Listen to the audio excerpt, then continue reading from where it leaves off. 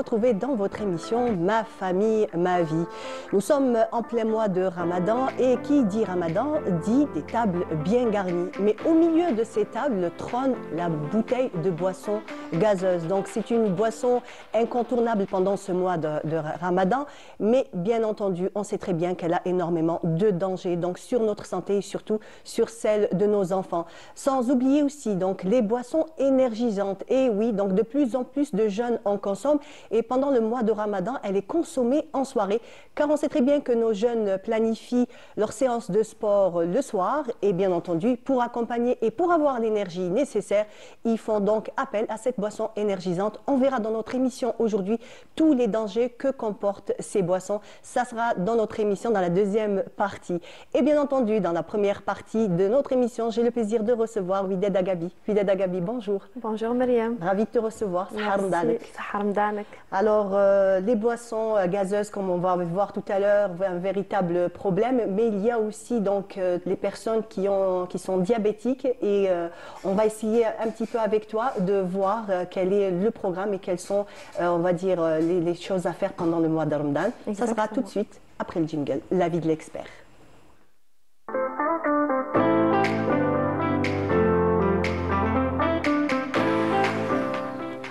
Alors, Wided, quels sont les conseils qu'on va pouvoir donner donc, aux personnes qui souffrent de diabète?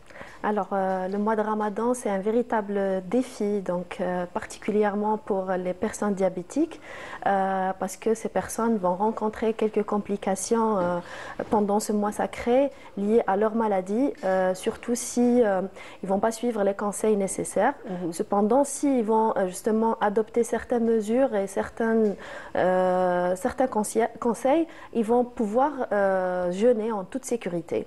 En fait, les patients diabétiques, normalement, ils doivent faire une consultation déjà avant le mois de Ramadan et ils doivent demander à leur médecin est-ce qu'ils peuvent jeûner ou pas.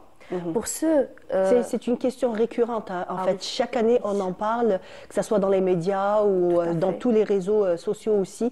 Donc, on essaye de mettre le point et de clarifier ce point du jeûne pour les personnes diabétiques. Exactement. Donc, c'est une préoccupation. C'est la préoccupation de tous les patients diabétiques qui se demandent est-ce qu'ils peuvent jeûner ou pas. Est-ce qu'il n'y a pas de danger justement lié à ce jeûne parce qu'ils vont jeûner pendant de longues heures durant la journée, surtout par rapport à leur traitement. Est-ce qu'il y a justement un réajustement de traitement pendant ce mois et tout ça va se faire pendant la consultation avec le médecin juste avant le mois de Ramadan. Donc normalement tout a été fait avant que le mois commence et si ces personnes ont été autorisées à jeûner, donc il y a quelques petits conseils justement pour éviter que ce soit l'hypoglycémie qui est la chute de taux de sucre dans le sang ou l'hyperglycémie qui est l'augmentation du taux de sucre dans le sang. Donc tout d'abord par rapport au moment de quand est-ce qu'il faut manger. Donc déjà au moment du iftar, dès que c'est la prière du Maghreb, rapidement il faut aller casser le jeûne. Parce qu'on remarque les mamans et les femmes généralement, elles sont là à tourner dans la cuisine, donc elles s'oublient un petit peu. Parfois ça prend jusqu'à 20 minutes après le adhan, voilà. Donc, et ce moment-là justement, c'est là où on a plus d'hypoglycémie. Donc dès qu'il y a l'adhan, il faut aller rompre le jeûne rapidement. Et par rapport au suhoor, donc il faut le retarder le maximum. Donc juste avant le adhan de l'fajr, donc la personne elle va se lever, elle mange, donc elle prend ses médicaments. Comme ça, on va dire, on va raccourcir le temps le nombre d'heures de jeûne par rapport pour ces personnes.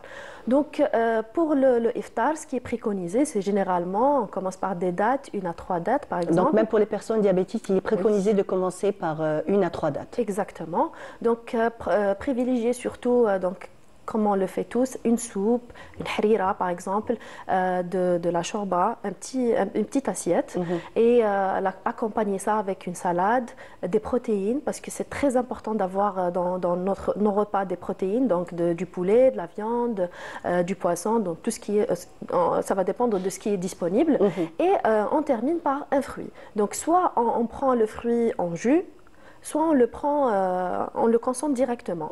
Donc en jus, il ne faut pas rajouter le sucre, il faut pas consommer les boissons gazeuses, Absolument. donc tout ce qui est sherbet aussi. Tout Il y a ce qui est... il y a le hamlahlou aussi, qui est un plat très très Exactement, sucré. oui. Donc le hamlahlou, très très sucré, on rajoute, non seulement il y a des ingrédients qui sont sucrés, on rajoute encore du Oui. sucre. Entre les pruneaux et les abricots secs, déjà, Voilà. ce sont des fruits qui contiennent énormément de Exact. sucre, étant donné que ce sont des fruits séchés. Donc à fait. le taux de sucre est vraiment plus élevé. Exactement, l'index glycémique il va augmenter. Donc, on préconise aussi, on va dire, un bout de pain. Donc, c'est important. Donc, c'est du sucre lent. Ça va encore leur permettre d'avoir un taux de sucre stable pendant la soirée. Pendant la soirée. Très Voilà. bien. Donc, on a dit que tout ce qui est aussi les produits que les personnes achètent sans sucre, light, tout ça, ça contient du sucre. Donc, à éviter et de préférence privilégier tout ce qui est naturel. Donc, du jus fait maison, bien sûr, les mesures doivent, c'est-à-dire, on ne va pas consommer, puisque c'est du jus d'orange fait maison, on consomme 3 litres. Non. Voilà. Donc, un verre de jus fait maison, sans rajouter du sucre, c'est très bon. En même temps aussi, il y a le citron aussi qui est excellent pour la santé. En plus, c'est la pleine saison et les prix sont absolument raisonnables. Donc, pourquoi pas un bon jus de citron. Exactement. Très peu sucré. Tout à fait. Donc, tous les fruits de saison, ils sont très, très bons pour la santé et aussi pour les diabétiques. Ils peuvent en consommer avec modération. Pendant la soirée, par exemple, s'ils veulent encore, ils veulent encore manger, donc du yaourt nature avec des fruits secs, une petite poignée de fruits secs, par exemple. Mais éviter tout ce qui est qalbelouz, la bia, tout ce qui est sucré, parce qu'on en consomme beaucoup en mois de Ramadan. Et c'est normalement, on doit tous éviter ces aliments pendant la soirée du Ramadan. Voilà.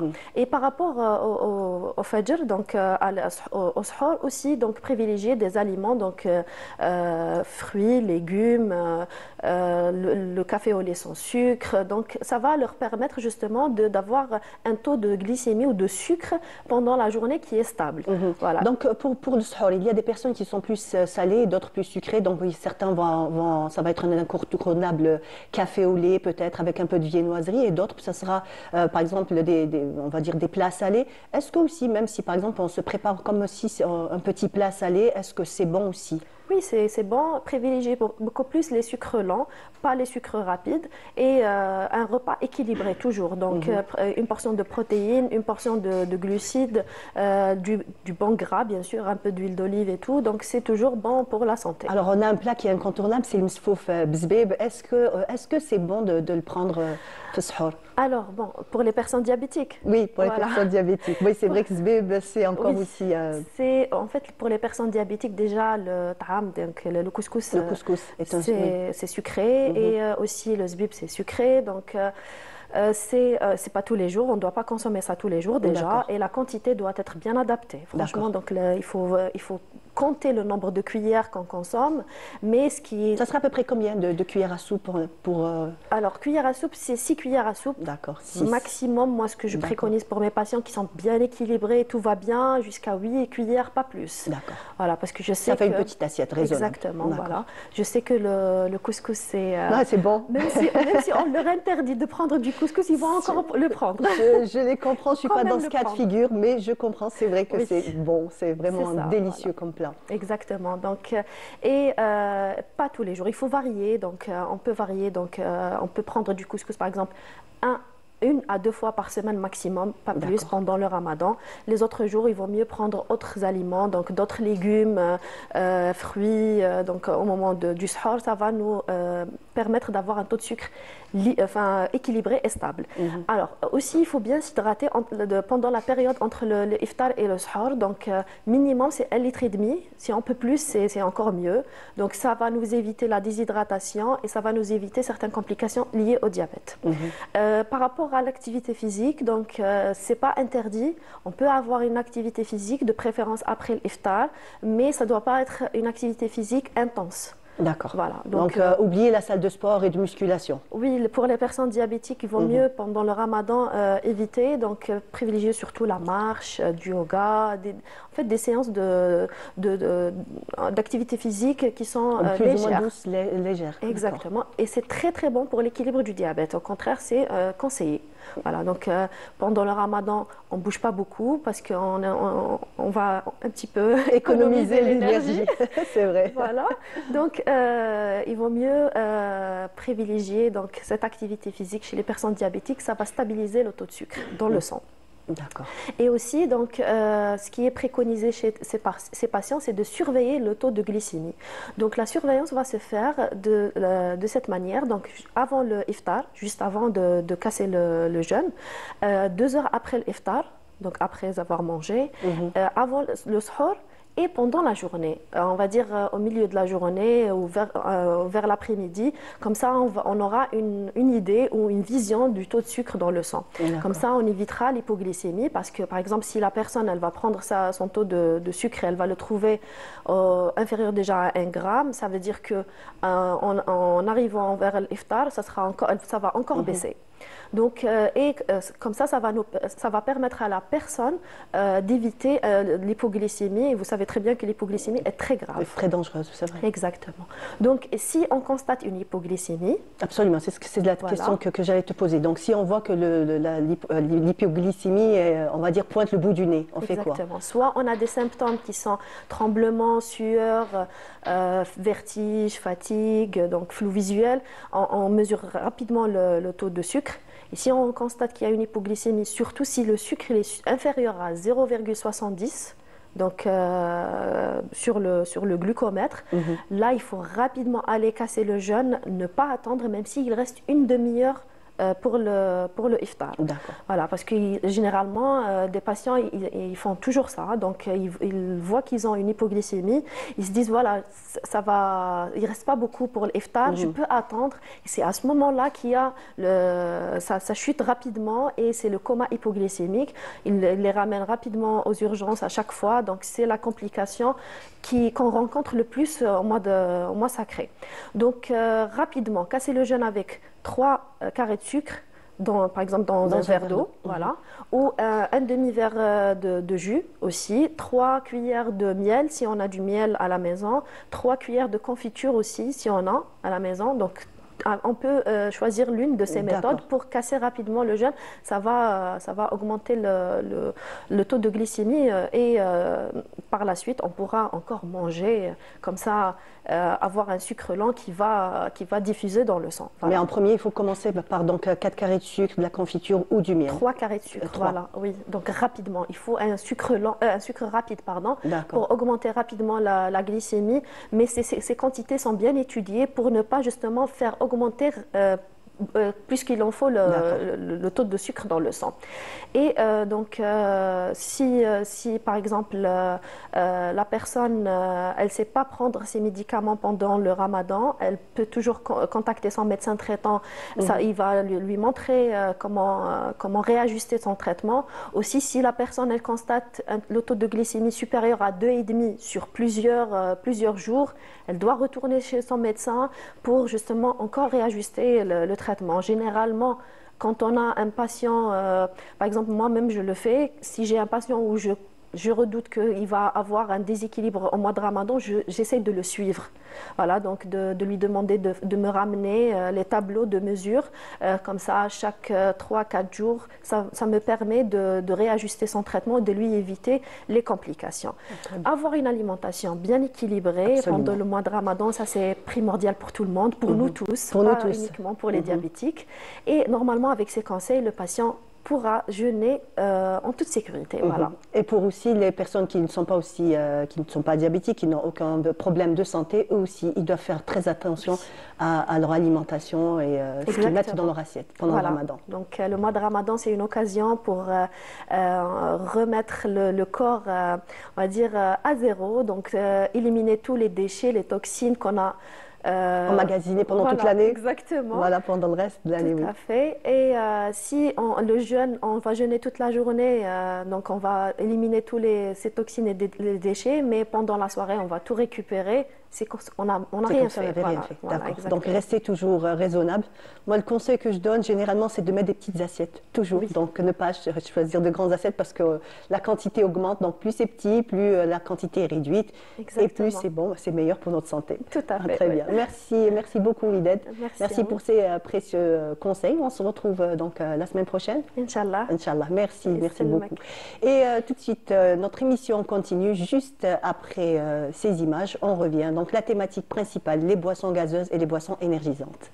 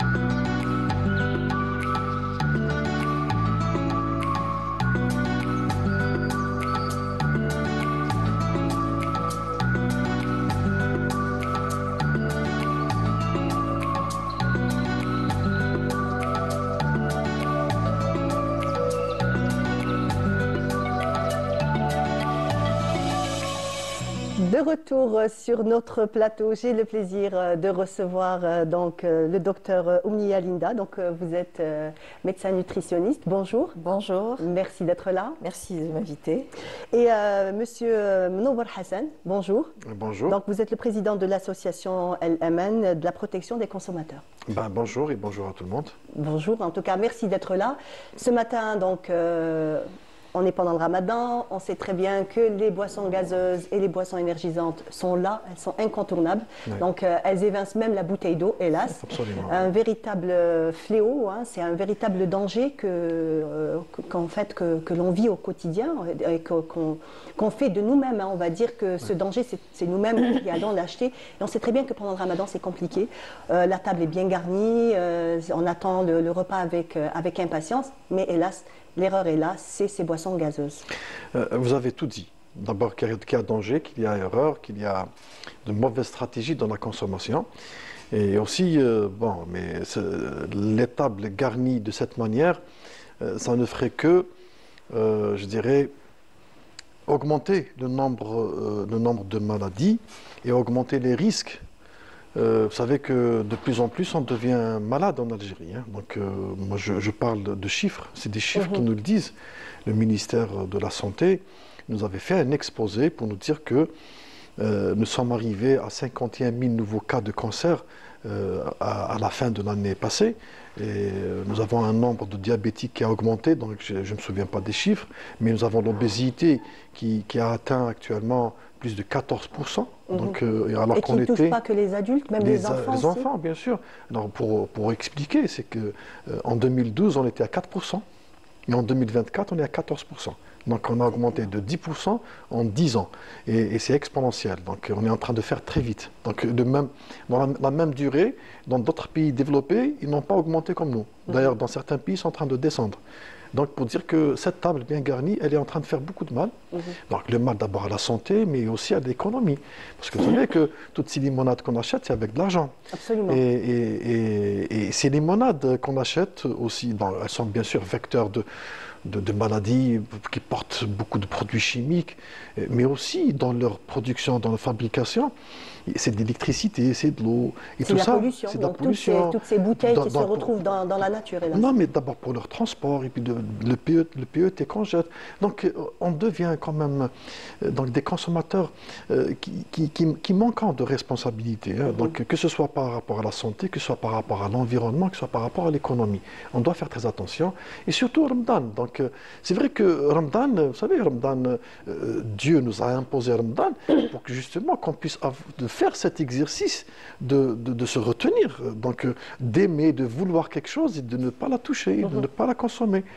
C'est pour ça. Donc à quoi ça sert donc de jeûner toute une journée et après aller faire des dégâts pour sa santé et comme j'ai dit, même pour l'économie, même pour l'environnement et surtout pour la santé de ses enfants parce que c'est les parents qui achètent et c'est les enfants qui en consomment. Donc peut-être que les parents maintenant qui ont plus de 40 ans, peut-être qu'ils ont bien consommé avant. Oui. Ils ont une croissance un peu plus ou moins saine, mais ils sont en train de faire du mal à leurs enfants qui ont 12, 15 ans, 20 ans. Ils sont en train de faire croître des maladies en eux tout en les faisant grandir. Et que deviendrait un enfant qui consomme au moins un verre de limonade, de jus ou de boisson artificielle tous les jours, à compter 365 jours par an et pendant des années. Et pendant le Ramadan, on augmente en plus cette boisson avec d'autres sucres, donc le qalblouz, le zabia, et tout ce qui est aussi matière grasse, tout ce qui est sel. Donc on doit faire vraiment attention. Il y a un danger. Nous risquons d'être encore beaucoup plus malades des années à venir si on continue comme ça. Donc, Docteur Oumnia, on sait très bien que le jus naturel est préconisé, mais bon, c'est vrai que pas très souvent on a le temps de le préparer ou on préfère la solution de facilité, donc aller vers ces jus. On va d'abord commencer par les jus et les boissons gazeuses. On reviendra un peu plus tard sur les boissons énergisantes aussi, qui est un véritable danger. Donc, quelles sont les composantes qui font que ces produits sont dangereux? Comme disait M. Mnouar, c'est économiquement très cher, donc avec le transport, etc. Et la conséquence est chère aussi, c'est-à-dire la maladie et la prise en charge de la maladie qui est aussi très lourde pour l'État. Donc les conséquences, en fait, la boisson gazeuse en elle-même est je suis très crue, moi je suis très directe, est un poison qu'on met sur la table. Tout ce qui compose cette boisson rend malade. Le colorant, le conservateur, le gaz, le sucre, qui est notre ennemi numéro un.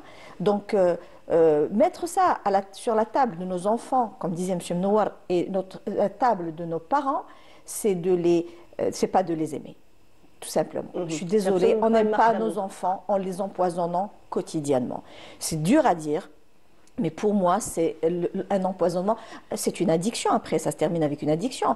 Comme si, comme je disais, comme si on prenait une cigarette et qu'on la donnait à un enfant de 12 ans, il disait, c'est pas grave, c'est exactement, les conséquences sont même plus dangereuses. Une cigarette, on arrive à un cancer du poumon, on arrive à un cancer de la bouche, le sucre.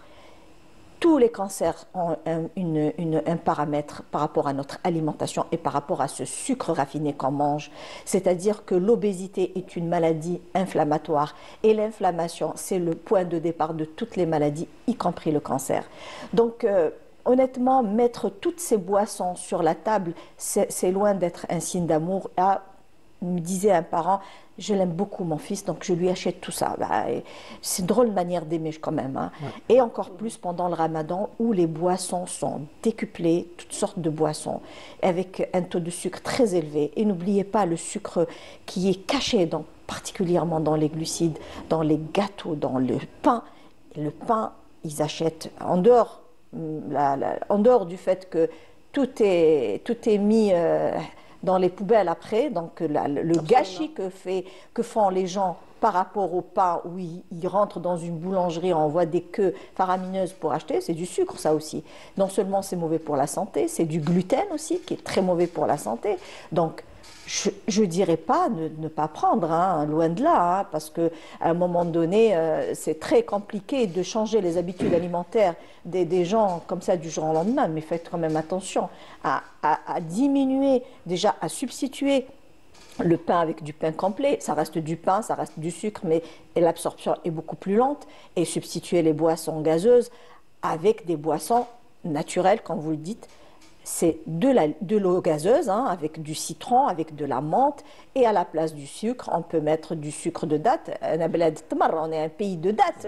Et honnêtement, ce serait bien de développer ce sucre de date et dire qu'on peut substituer, on peut utiliser, parce qu'on a besoin de ce goût en bouche, goût agréable, qui nous réconforte, sucré, mais on peut tellement faire des choses avec ce sucre de date, des gâteaux, des tartes, des cakes, des petites bouchées avec la date en elle-même, qu'on écrase avec plein de fruits secs, etc.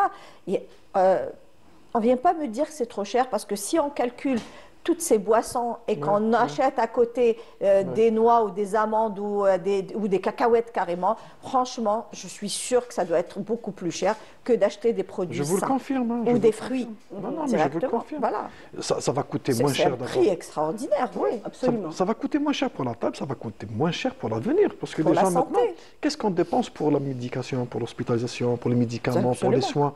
Combien que coûte un scanner actuellement, une IRM? Combien que coûte d'être malade? Donc on doit penser à ça. C'est-à-dire les gens ne savent pas investir. Il y a beaucoup de gens qui investissent économiquement, qui font des projets. Mais dans la santé, on n'investit pas. Et puis on doit se débarrasser de ces images, hein, dire qu'on ne peut pas avoir une table fermedane, mid-ramadan, bla gazouz, bla borak, bla ceci, bla cela. Mais ça provient d'où? Moi, je vous confirme que, mais ça ne vient, en tout cas, dans la religion, dans le Coran, dans la Sunna, il n'y a pas du tout ça. C'est des traditions. C'est contraire.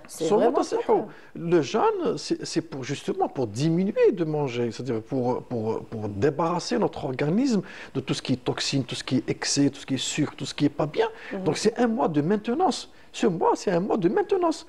La voiture, on apprend la maintenance. Alors que c'est un mois de lâcher prise, pratiquement. Non, mais bien sûr, exactement, c'est ça qui nous dérange. Vous savez, donc, dans notre association, à chaque approche de Ramadan, on est beaucoup plus stressé, malheureusement. Donc, on devrait être plus content de recevoir Ramadan, Karim, mais quand on voit les gens, comment ils vont combattre leur santé avec leur argent. Et on voit aussi qu'il y a tout un environnement qui va avec. Hein. Donc même dans les discours officiels, les publicités qu'on lâche sur les médias, tout ça aide ces consommateurs à aller vers la consommation qui va faire gagner de l'argent à certains opérateurs, mais qui va même gagner de l'argent aux producteurs de médicaments, mais qui va faire leur perdre leur santé. Et la santé, c'est la souveraineté. Donc si on n'a pas la santé, on n'a rien, malheureusement. Exactement. Donc on doit faire très attention. Comme disait Dr Mounia, donc on doit quand même savoir aimer ses proches. Vous savez, nous sommes dans un pays où, même quand on va à l'hôpital pour visiter un malade, on lui prend une bouteille de jus, ou bien des pots de yaourt. On doit changer ça. J'aime bien vos émissions, la télévision, parce qu'elle nous permet de parler directement comme ça aux consommateurs, pour leur dire changeons. C'est-à-dire il n'y a rien, dans la religion, il n'y a rien qui dit qu'on doit prendre la gazeuse. Au contraire, on doit maigrir, non? On doit maigrir pendant Ramadan. On doit perdre du poids pour ne pas dire maigrir. On doit perdre du poids. Si on ne perd pas de poids pendant Ramadan, ça veut dire qu'il y a quelque chose qui a cloché pendant Ramadan. C'est-à-dire qu'on n'a pas jeûné comme a voulu Dieu subhanahu wa ta'ala. On doit se débarrasser. Et puis résister à ses envies, résister. Donc je passe, je regarde. C'est le but, hein, je pense. C'est le but. En fait, il y a des gens qui commencent le Ramadan en bonne santé et qui le termine en mauvaise santé. C'est-à-dire qu'il retrouve avec, si on fait un bilan avant et un bilan après, celui qui était en prédiabète arrivera à la fin du mois diabétique. Et ça, c'est à cause de toute son alimentation qui est déséquilibrée. Alors, je vous propose de suivre avec moi donc, un reportage de Nawel Benjilali et on revient juste après. Élixir moderne, compagnon incontournable des nuits blanches et des séances de sport intensives. Elles promettent énergie, concentration. Les boissons énergisantes, breuvages souvent chargés en caféine, sucre et stimulants. Cependant, leur impact sur la santé, en particulier chez les jeunes et les sportifs, est un sujet de préoccupation majeure. Une consommation excessive peut entraîner plusieurs problèmes de santé, tels que l'hypertension artérielle, troubles du sommeil et des problèmes cardiovasculaires. Et sa forte teneur en caféine peut entraîner une dépendance qui cause des effets secondaires tels que l'anxiété et l'irritabilité. Plus grave encore, leur consommation chez les adolescents a de graves effets sur leur système nerveux en développement. Une petite boisson gazeuse après une rude journée de travail n'est pas diabolique. C'est ce que dirait la majorité des gens. Mais, bien que très populaires et séduisantes par ses goûts, sucrés et rafraîchissants, les boissons gazeuses présentent de nombreux risques pour la santé. En raison de leur teneur élevée en sucre et en additifs chimiques, les sodas contiennent des quantités élevées de sucre à haute teneur en fructose, dépassant ainsi largement les recommandations journalières.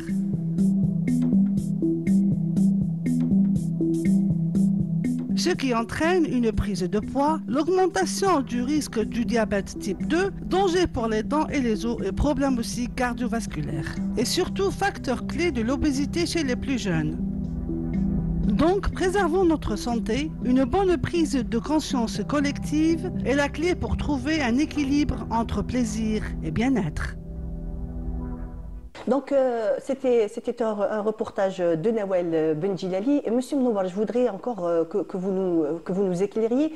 Quel est le constat que vous faites ces dernières années, puisque ça fait quand même quelques années que vous êtes président de l'association. Donc, est-ce que ces dernières années, c'est encore, on va dire, plus grave que les années précédentes? Ben, écoutez, c'est les chiffres qui le disent. Hein. Maintenant, on a plus de malades, donc ça veut dire qu'on consomme mal. Donc, ces maladies, c'est vrai qu'elles proviennent aussi du stress, de la qualité de vie, de l'environnement.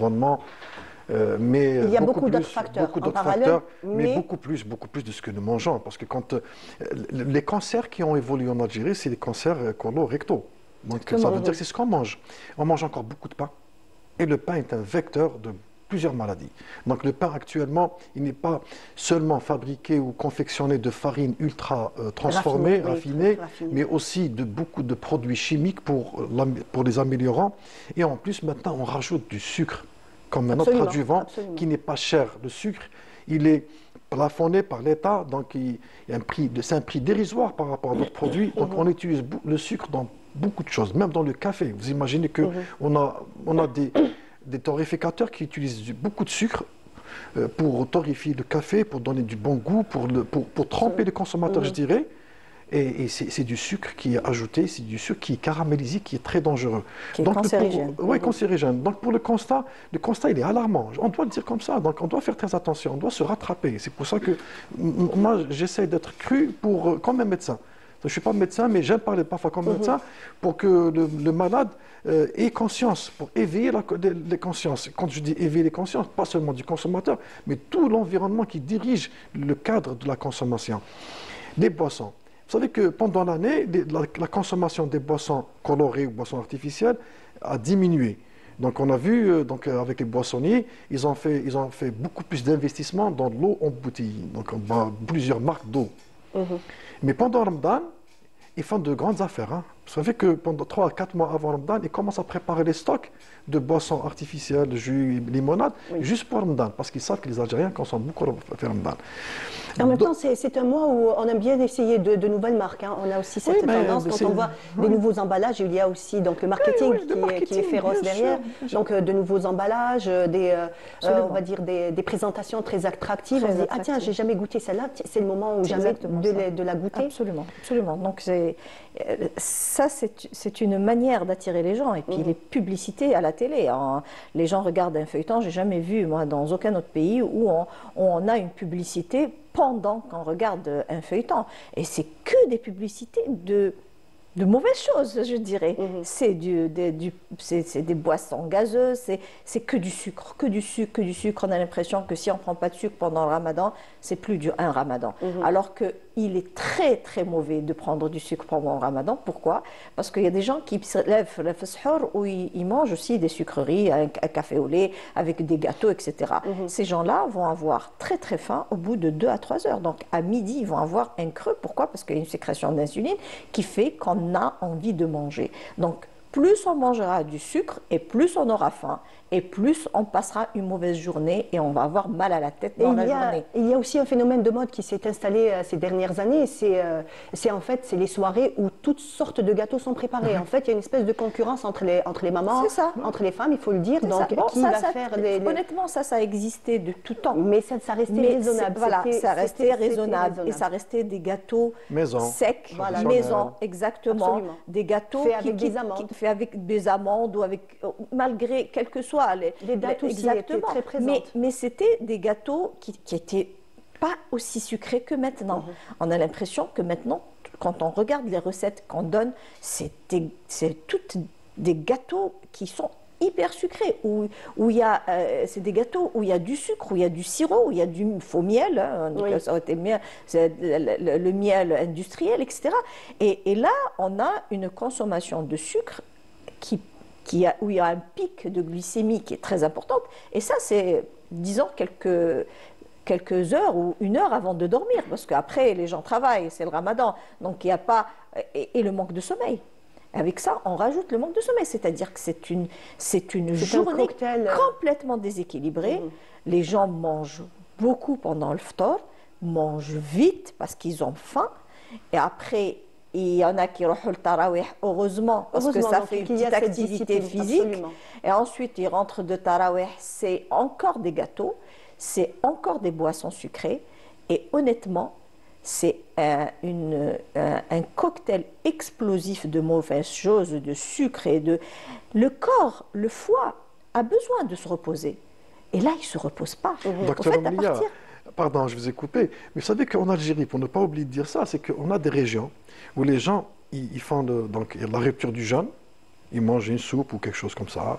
Et après la prière tarawih, ils reviennent. Et c'est là où ils ont carrément la table bien garnie. C'est même à Alger, c'est vers 22h.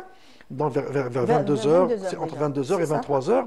Après, ils dorment un petit peu, pour ceux qui dorment, et d'autres, ils veillent donc avec le thé et les gâteaux. Et ils se réveillent au suhoor. Donc, vous imaginez que le jeûne de la journée, comment qu'il a été carrément renversé le soir. Donc, on mange toute la soirée. Et manger à 22h avec beaucoup de gras, beaucoup de sel et beaucoup de sucre. Alors qu'à 22h, normalement, l'horloge biologique, on devrait être déjà au repos. Il y a une manière de... Voilà, à partir de minuit, ou même avant, le foie c'est une machine. Hein. Donc c'est une usine. La journée, elle est là pour digérer ce qu'on mange, etc. Ce qui est normal, parce que c'est dans la journée qu'on mange. Mais à partir de minuit, le foie a besoin de détoxifier le corps. Et malheureusement, pendant le ramadan, c'est encore une prise alimentaire, et ce qui fait qu'il y a un dérèglement total. On termine avec un foie gras, donc une stéatose hépatique, on termine avec un diabète ou un prédiabète, on termine avec une augmentation, n'oublions pas les protéines, où on mange trop de protéines. Voilà, on mange, c'est tout est à base de viande, même s'il faut quand... Donc, il faut qu'il y ait du poulet, il faut qu'il y ait de la viande, il faut qu'il y ait des œufs, il faut qu'il y ait... Tous les jours, c'est pas vrai. Non, mais c'est pas vrai. Il faut apprendre à manger sans viande. On peut passer une soirée de Ramadan sans manger des protéines. Et on se retrouve avec une hyperuricémie, des crises de gouttes, de l'hypercholestérolémie, d'hypertriglycérinémie. En fait, il y a beaucoup de patients et beaucoup de personnes qui étaient saines et qui se retrouvent avec un bilan très, très, très perturbé à la fin de Ramadan. Alors qu'on devrait... Le ramadan et le jeûne en général, parce que maintenant c'est très à la mode de faire des jeûnes, même les non-musulmans font des jeûnes. Pourquoi ils font des jeûnes? Nous, on a la chance d'avoir dans notre religion un mois où on fait un jeûne pour se détoxifier le corps. Eux, ils le font en dehors de la religion parce qu'ils ont compris que le ramadan des musulmans devrait être très bénéfique parce qu'on fait de l'autophagie. Pendant les heures de jeûne, le corps se détoxifie. Exact. Le corps essaye de puiser de ses réserves pour se détoxifier. Mais malheureusement, arrivé au moment de manger, le corps est complètement bafoué, il est complètement transformé et on mange trop. Vraiment, on compense complètement ce bénéfice qu'on a eu pendant la journée. En fait, même on gomme tout ce qu'on a fait. on gomme et on bafoue. Donc, réfléchissons un petit peu à cette entité. Le ramadan est fait pour la spiritualité. Et au contraire, c'est là où il faut se concentrer sur son âme, sur son corps et dire comment faire pour bien le traiter. Et on aurait tellement aimé que le véritable objectif du ramadan soit vraiment suivi par la plupart des gens. Mais en fait, on est là pour ça, pour essayer de leur dire de faire pour tirer cette sonnette d'alarme, mettre un petit peu l'accent sur les dangers qui nous guettent au quotidien. Il y a aussi un nouveau phénomène, Monsieur Mnowal, c'est en fait les boissons énergisantes. Ouais. De plus en plus de jeunes, on ne va pas citer les marques, mais il y en a plusieurs qui sont disponibles, toujours avec des packagings de plus en plus attractifs. Et les premiers à être tombés dans le panneau, en fait, c'est les jeunes. On sait très bien que maintenant, il y a une nouvelle façon de faire, c'est que les salles de sport sont bondées pendant le ramadan, donc en soirée. Les jeunes n'arrivent pas à faire du sport dans la journée, c'est un peu plus compliqué. Mais en fait, ils programment leur séance de sport le soir et en accompagnement, il y a ces boissons énergisantes. Voilà, donc on est arrivé à ça. Vous savez, tout à l'heure, j'avais parlé des boissonniers qui, dans le temps, enfin, il y a quelques années, investissaient beaucoup dans la boisson jus, limonade. Ils ont vu que le marché commence à diminuer. Donc les gens, parce que bon, on parle de mauvais consommateurs, mais il y a de bons consommateurs quand même. Hein. Donc leur nombre commence à augmenter. Mais on est là pour parler justement de ceux qui n'ont pas la bonne stratégie. Après, ils sont retournés vers l'eau embouteillée. Mais maintenant, ils ont trouvé un autre créneau qui est mondial, c'est la boisson énergisante. Ils sont en train d'investir sur ça. Vous savez, donc les producteurs, ils investissent beaucoup dans la recherche. Ils ont des laboratoires qui font du développement. Dans le développement, ils ont trouvé qu'il y a un marché qui arrive, c'est la boisson énergisante. Et certainement, il y a d'autres qui sont en train de réfléchir pour l'après-boisson énergisante, pour aller vers autre chose, peut-être les thés glacés ou autre chose. Donc, c'est des choses qui existaient donc, auparavant, mais qui sont en train de revenir selon les tendances. La boisson énergisante, elle est très dangereuse. Je le dis comme ça, elle est très dangereuse. À chacun de lire la composition de ce qu'il y a dans ces boissons énergisantes. C'est des produits, d'ailleurs, c'est des boissons qui devraient être prescrites par un médecin. Quand on va sur la boisson, ce qui est écrit comme recommandation.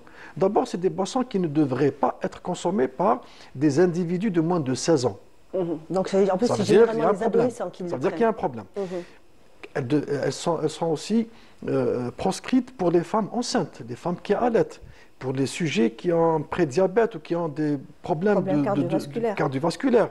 Ce qui veut dire que c'est un produit qui pourrait faire mal, même à une personne qui a plus de 16 ans et qui n'est pas malade, s'il y a un excès. Et aussi, nous avons des textes juridiques, nous avons une réglementation. Un journal officiel où c'est écrit, c'était clair que ces boissons ne devraient pas être vendues à côté des autres boissons. Donc elles devraient être exposées et vendues à part, donc dans des étalages à part, dans un rayon à part, parce qu'elles sont dangereuses. Mais malheureusement, qu'est-ce qu'on est en train de constater? D'abord, elles sont vendues dans tous les endroits, dans toutes les supérettes, dans toutes les épiceries. Même aussi, même dans les cafés, dans les pizzerias, on les retrouve. Elles sont vendues, donc elles sont exposées même à la hauteur d'un enfant. Et comme dit Dr Omlia, dans les salles de sport, alors que normalement, il est interdit de vendre, quelle que soit la boisson, il est interdit de la vendre dans une salle de sport, sauf les distributeurs d'eau. D'accord. Et on est en train de voir des adolescents de 10 ans, de 12 ans en consommer. Pire encore, on voit des parents les acheter à leurs enfants.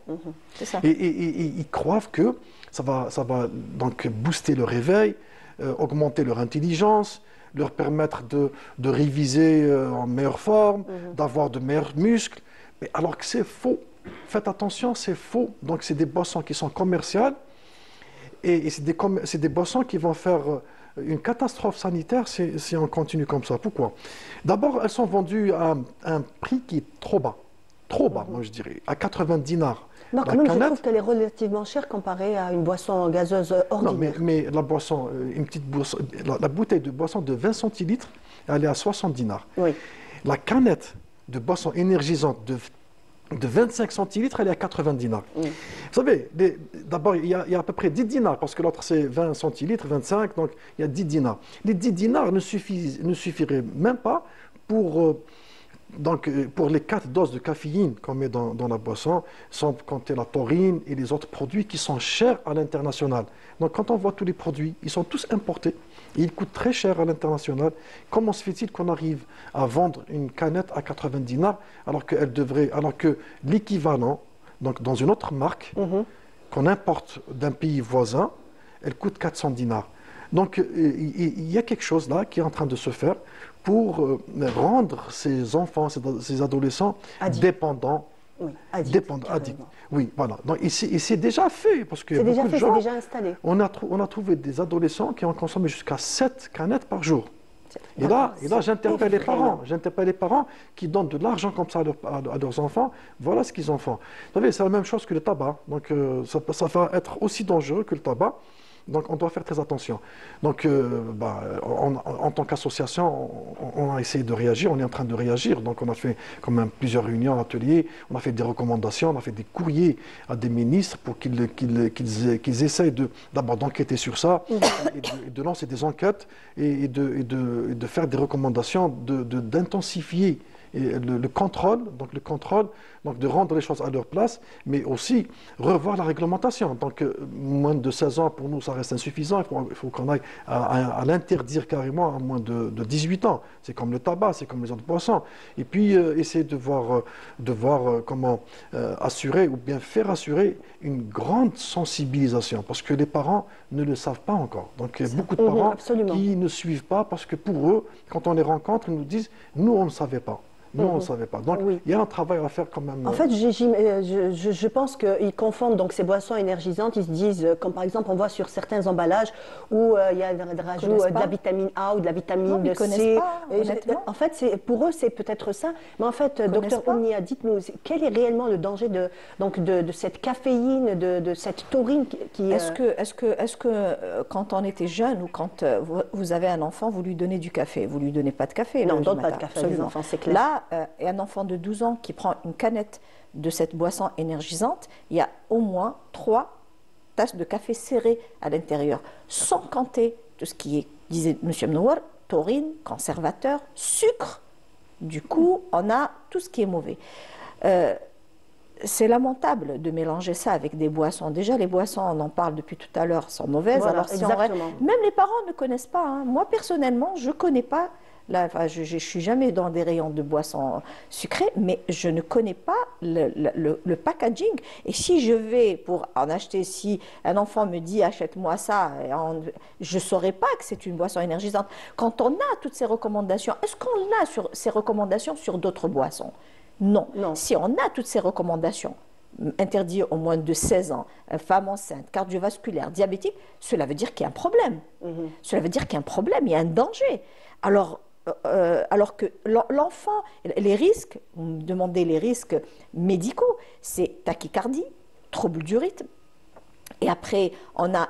Au fait, quand vous parlez exactement, c'est comme le tabac, je pense que c'est même pire que le tabac. Le tabac est un danger à bas bruit à long terme. La boisson énergisante, l'enfant passe toute la nuit à prendre 5-6, parce qu'il faut savoir, quand il en prend quand il prend une boisson énergisante, il y a un faux boost qui se crée. J'insiste sur le faux boost. Et il y a une énergie qui se crée, qui donne envie très, très éveillée. Mais après, il y a l'effet du sucre qui vient après, avec de l'insuline qui s'est sécrétée, donc une baisse baisse d'énergie qui va se faire. Hop, voilà. Il va en prendre une deuxième. Hop, et ça, c'est toutes les 2 heures. Et on se retrouve avec un enfant qui prend 3-4 boissons où il y a 3 tasses de caféine, de café à l'intérieur, l'équivalent, et il va à l'école, il fait une activité physique. Déjà, cette boisson provoque une tachycardie. S'il rajoute une tachycardie de l'effort sportif, eh ben ça provoque de graves, vraiment instantanées, des pertes de connaissance, des fatigues, des tachycardies, des envies de vomir, etc., qui font que cet enfant devient très vulnérable, et il y a eu même des cas plus graves que ça.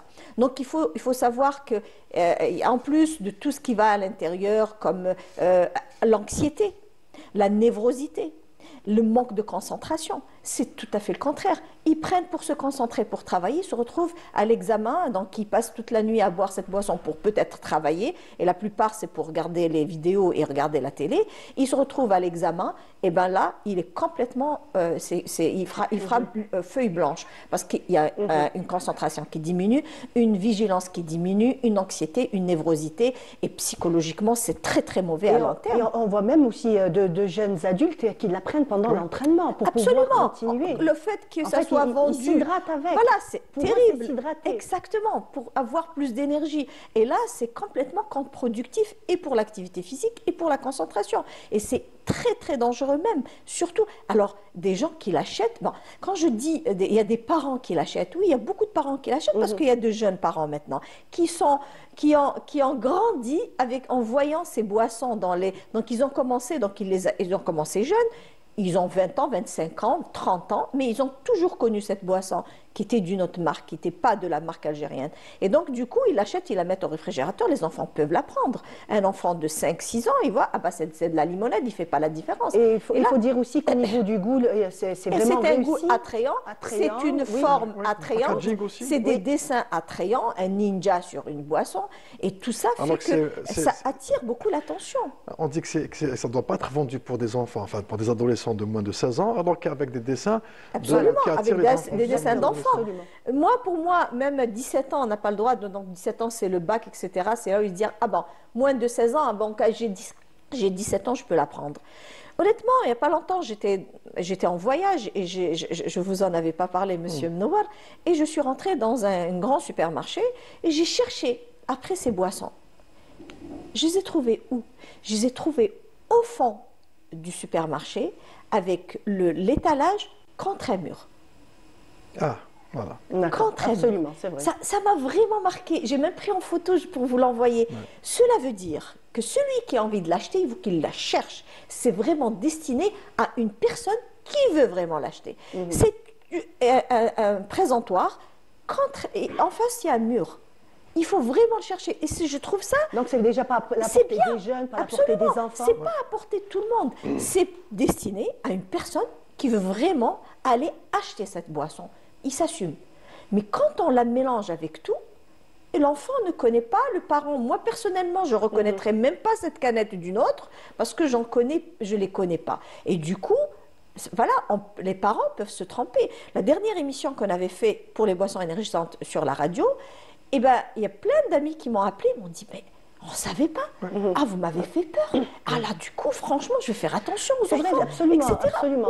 Ils ne savent pas. Non, Ils ne connaissent pas les dangers. Ils ne connaissent pas. Pour eux, ils ne savent pas qu'à 90 $ on achète une boisson énergisante. Pour eux, c'est une canette de limonade. Il y a tellement de marques qui se développent maintenant que voilà. C'est pour ça que j'insiste sur l'implication des médias. D'ailleurs, j'avais demandé même, on a fait une demande au ministère du Commerce pour qu'ils fassent des descentes de contrôle à médiatiser. Vous savez, on aime bien, les Algériens aiment bien voir les agents de contrôle du commerce qui descendent chez un boucher, qui trouvent de la viande avariée, et on montre comment on lui jette, on lui ferme. Donc on voudrait la même chose par rapport à ces boissons énergisantes. C'est ça qui va éveiller un peu les consciences.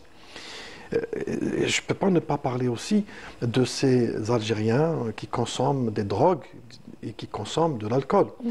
Je dirais le jumelage de la boisson énergisante à ces consommations tue directement. Ça, c'est l'avis de médecins légistes qui nous ont fait ce constat. Donc on doit savoir que d'abord, pour savoir combien que c'est dangereux, aussi des entraîneurs de sport, ils nous ont informé que quand leurs sujets ils prennent cette boisson et qu'ils mesurent Donc le rythme cardiaque, il trouve que c'est accéléré. Juste dès qu'il termine la boisson, le rythme il est déjà accéléré. On fait appel, et on le fait toujours aux autorités compétentes, de lancer des enquêtes. Il y a eu des décès de jeunes qui faisaient du sport. Certainement, peut-être, je dirais que c'est dû à la consommation de ces boissons. Donc on doit aller très vite et profondément pour arrêter ces dangers. C'est vraiment un grand danger qui nous guette, surtout que nous sommes pendant Ramadan. Des gens croient qu'avec ça, ils tiennent le coup pour veiller, pour lire le Coran, pour faire ses prières. D'autres, ils disent non, c'est pour, je révise pour le bac et pour les examens, donc j'achète pour mes enfants, je les encourage, j'investis, même si je prends 3 ou 4 canettes par soir, mais au moins je vais... Faux, très faux même, faites attention, c'est très dangereux. C'est très dangereux. On a fait des études, on a réussi autant que possible, mais on consommait ni le café noir, ni ces boissons, et on veillait comme il le fallait, naturellement. Mais je voudrais bien qu'on revienne à tout ça, c'est-à-dire je reviendrai même pour autre chose, pour Ramadan. Même, pourquoi on va faire ces boissons? Parce que vous savez pourquoi j'en parle comme ça?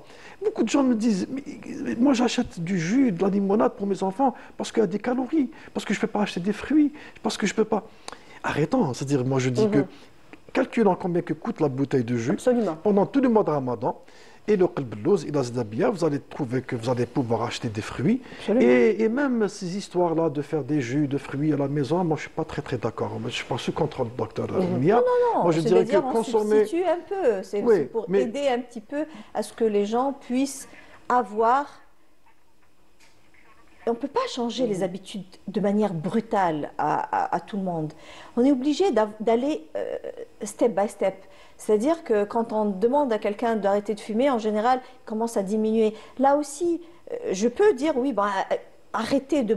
Mais j'ai fait déjà des vidéos par rapport à ça et tout le monde me dit, mais vous me demandez d'arrêter, donnez-moi un substitut. C'est la question. Heureusement qu'il y a des gens comme Dr Mia et d'autres comme moi. Moi, je dis que le fruit, on le mange parce qu'on consomme les fibres aussi qu'il y a dans les fruits. Parce que parfois, vous savez, on prend une orange qu'on achète à un prix. Malheureusement, on prend que le jus et on jette les fibres. Et ça, je sais que c'est très important. Donc, ils consomment de l'eau. Y a pas en plus, il nous faut 4 à 5 oranges pour avoir un grand verre de jus. Oui, mais consommons même parfois l'orange. L'orange, moi je dirais qu'il faut aller même jusqu'à la peau, hein, donc il faut aller au maximum et consommer plus de fibres parce que c'est les fibres qui nous protègent par rapport au cancer. Donc on doit changer les mentalités. Laver la peau, c'est tout. Voilà, c'est une question de mentalité. On doit aller vers une mentalité qui nous mènerait à une meilleure santé publique. Nous sommes très malades, on ne voudrait pas avoir plus de maladies pour l'année 2030, 2035, 2040 parce que ce sera un moment où on aurait besoin de notre santé. L'Algérie, elle est en progression, on est en train de progresser économiquement, politiquement, mais si on arrive comme ça à une population malade, où la moitié des Algériens seraient malades, donc l'autre moitié va travailler pour les malades ou bien travailler pour le pays, on va faire comment? Donc c'est pour ça que je m'inquiète beaucoup et on doit faire des réunions, nous sommes en plein Ramadan, c'est les premiers jours je dirais, mais allez, faites une petite réunion familiale, prenez des décisions courageuses. Les pouvoirs publics dans la maison, le gouvernement familial doit prendre des décisions et commencer à réduire la première semaine, on réduit un petit peu la deuxième, essayer de terminer Ramadan avec une bouteille d'eau, des fruits, peut-être des bourraks une fois par semaine ou 2 fois par semaine, n'allez pas être gentil, mais au four. Au four en plus. Et les qalb-louz, écoutez, vous savez, le grand problème aussi, si je le dis à chaque Ramadan, c'est que la famille, c'est tout le monde qui achète. Tout le monde qui achète son pain, son gâteau, sa limonade, et on se retrouve à table avec beaucoup. Il faut désigner un seul qui achète, qui ramène une seule chose. Éviter le gaspillage. Le gaspillage. Le gaspillage, ça c'est un autre sujet aussi. Voilà. Éviter le gaspillage de la santé, le gaspillage du temps de travail. Donc le temps de travail aussi, c'est un grand gaspillage. Cuisiner, à passer notre journée à cuisiner, parce qu'il faut avoir plusieurs... non, on peut manger normalement, même pendant le Ramadan, on peut manger de la soupe de lentilles, on peut manger plein de choses, comme si c'était dans la journée. Il y en a beaucoup, attention. On parle des gens qui prennent beaucoup de boissons, mais il y a beaucoup de familles qui mangent normalement pendant le Ramadan. Absolument. Qui ne font pas. En tout cas, ces familles-là qui réussissent, on va dire, à avoir une vie normale et une table équilibrée, en tout cas, on leur dit chapeau. Quant aux autres personnes, au reste des familles qui font un peu d'efforts, voilà. Faites des efforts. Le mois de Ramadan est un mois où on doit avoir le contrôle total de soi-même. Ouais. En tout cas, merci beaucoup, merci d'avoir été parmi nous. Et je vous dis donc à la semaine prochaine.